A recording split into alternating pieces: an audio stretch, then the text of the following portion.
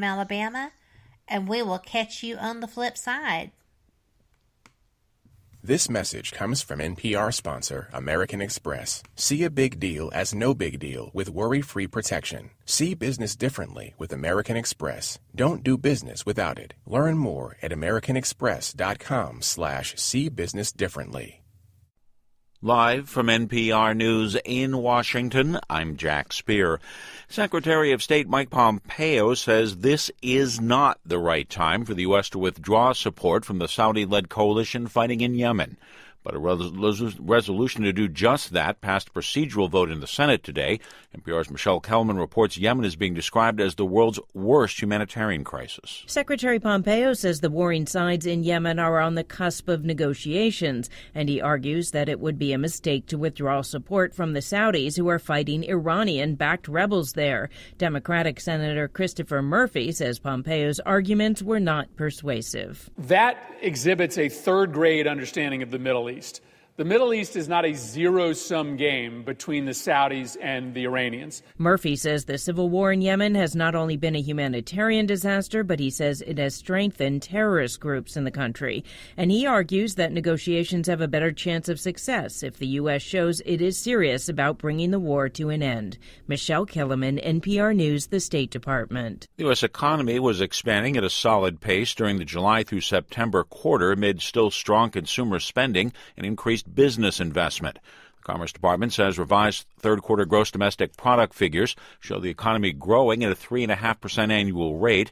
GDP is the broadest measure of the nation's output of goods and services. The strong third-quarter numbers come on the heels of even stronger growth in the second quarter. The overall U.S. economy is on track to expand this year at its fastest pace in more than a dozen years.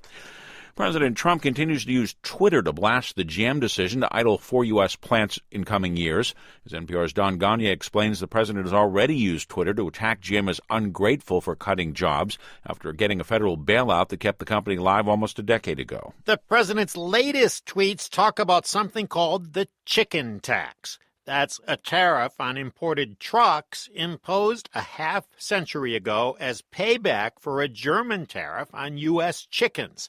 It is still in place. The so-called chicken tax gives U.S.-made trucks a cost advantage, helping to secure American automakers' dominance in the truck market. Now the president says that tariff should also cover small cars as well. He claims that would have saved those soon-to-be idled GM plants. But analysts say it would prompt a major trade war and lead to fewer sales and higher average prices on all cars and fewer jobs. Don Gagne, NPR News, Washington. A powerful midweek rally on Wall Street with soothing words about the economy and interest rates from the chairman of the Federal Reserve that helped to push all 3 of the U.S. major stock market indices up by more than 2%. The Dow jumped 617 points today to 25,366. The NASDAQ was up 208 points. This is NPR. Kremlin officials say they still expect a meeting between Russian President Vladimir Putin and President Trump at the G20 summit to take place as scheduled. Trump, in an interview in the Washington Post, says he may cancel his planned sit-down with the Russian leader at the meeting in Argentina. That follows Russia's seizure of 3 Ukrainian naval ships this past weekend. Kremlin spokesman Dmitry Peskov told reporters today, as far as he knows, the meeting is on, that Russia has not received any other information from our U.S. counterparts.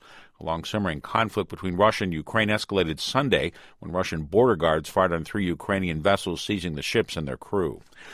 Brexit will make the United Kingdom poorer than it would be if it stays in the European Union. That's according to a UK Treasury analysis. More from NPR's Frank Langford. Under the government's best-case scenario, the UK economy could be up to 3.9% smaller after 15 years compared to if it had stayed in the EU. The opportunity cost for walking away with no deal is even higher. In that case, the UK economy could be up to 9.3% smaller. Philip Hammond, the UK's Chancellor of the Exchequer, essentially Treasury Secretary, acknowledged that the UK economy would be at best slightly smaller under any Brexit scenario. But he added that staying inside the EU was not politically viable, given the 2016 public referendum to leave. Frank Langford, NPR News, London. The Chinese scientists claiming to have gene-edited twin baby girls to make them more able to withstand infection from the HIV virus says a second pregnancy, also involving gene editing, may be underway. Researcher revealed the possible pregnancy today while making his first public comments at a conference in Hong Kong. I'm Jack Spear, NPR News in Washington. Support for NPR and the following message come from Delta, featuring in-flight entertainment. You can enjoy your favorite shows, movies, podcasts, songs, and more while you're on board your Delta flight. Delta, making your journey across the sky more enjoyable. And we're back. You are listening to Paranormal Experience Radio. This is WBHM Digital Broadcasting out of Birmingham, Alabama, and I'm Kat Hobson, your host. I'm joined by Shelly Burk Robertson, who is the owner of the Old Paulding Jail and the host of our Friday night show, Ghost Talk Radio with 187 PI, of which she's the founder. That's a fantastic team, too, just so you know. And we had promised, Shelly, to get back to a couple of these questions and chat. Are you up for it? I know, right? Because we'll just talk all the whole time. But Carl has had some great questions, and this one is too. And he wants to know if you have done any remote viewings at the jail.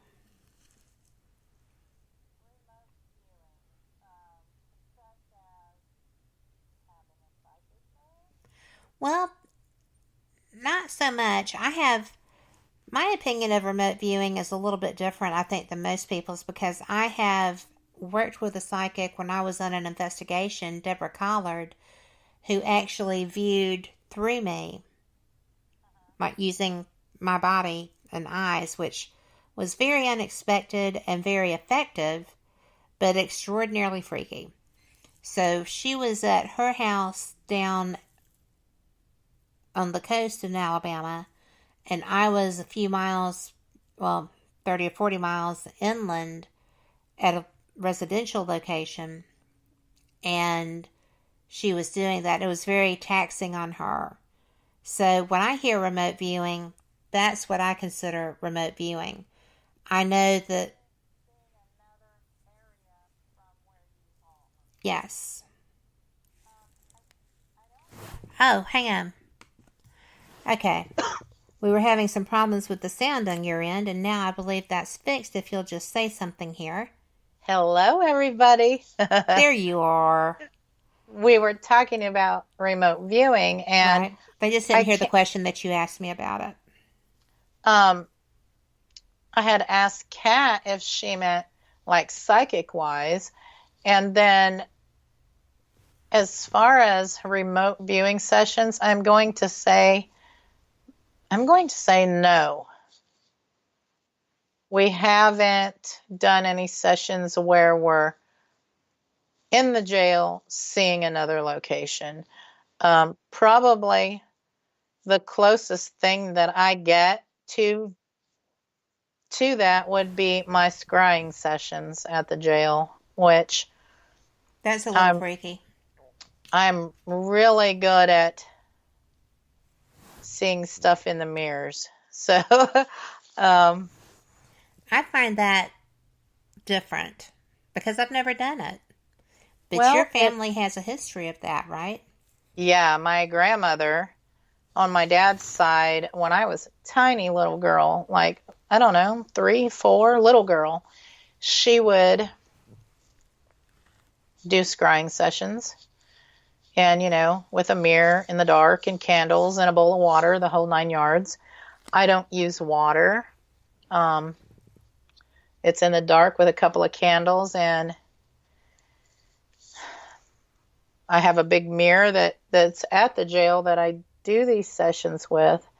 And I do experiments with it too. Like I'll have several people sit and do the scrying session with me, and have everybody write down what they saw, even if they saw nothing in the mirror, and then compare at the end to see if we all seen the same thing, or is this our minds playing tricks on us, And I'll tell you, more times than not, we see the same things. So with the folks who can see some things in the mirrors, not everybody can do it. I think everybody has the potential to be able to do it. I have been taught that they do. Yeah, I think they do. I think everybody has the potential. And for me, the mirror itself, the whole thing lights up and it looks like there's a whole nother place in there, like you could jump right in, and be somewhere else. That's what it looks like for me. Does it look interdimensional? It does. It looks like you could walk right in. Yes. Yes. And then I'll see whatever they want me to see. People, objects, whatever they want me to see. And I don't call just on,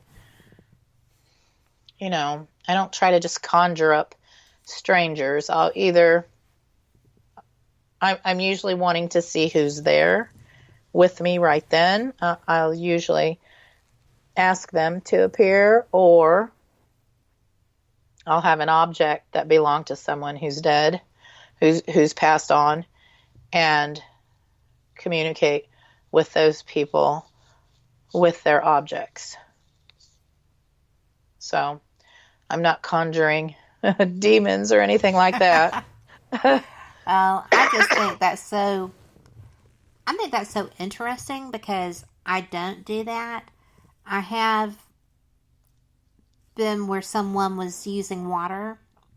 Uh-huh. And you can see in the water. But that may just be because I'm more water-based.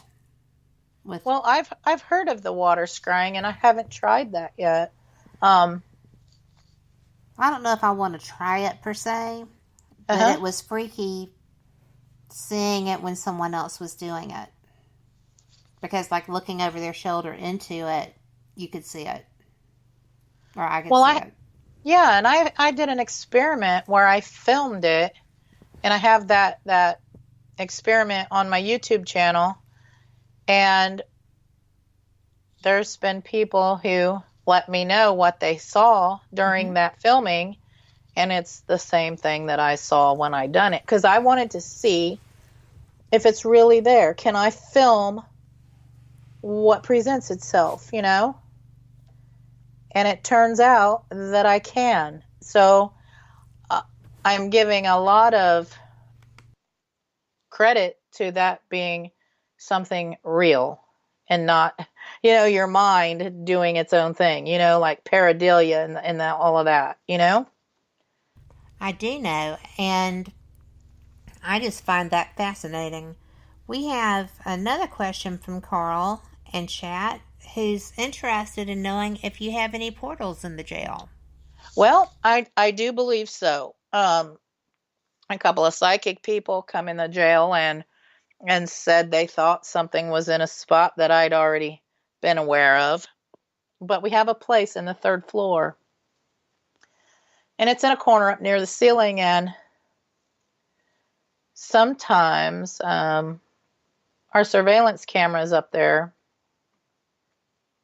they'll pulsate, and then when that happens, in that corner of the room, you'll get this morphing like thing going on, and you can see all kinds of stuff coming out of it, like faces and partial bodies and different things. And we get a lot of EVP happening during that time up there too. So, and I've asked the spirits up there before, and they've told us that's where they come and go. So I'm tending to believe, yes. Yes, I think we do have a entrance and exit spot in the 3rd floor. Well, I have missed a question and been severely reprimanded in chat. Not really severely, but I got the But this is one that I kind of went over on purpose because it's a tough question.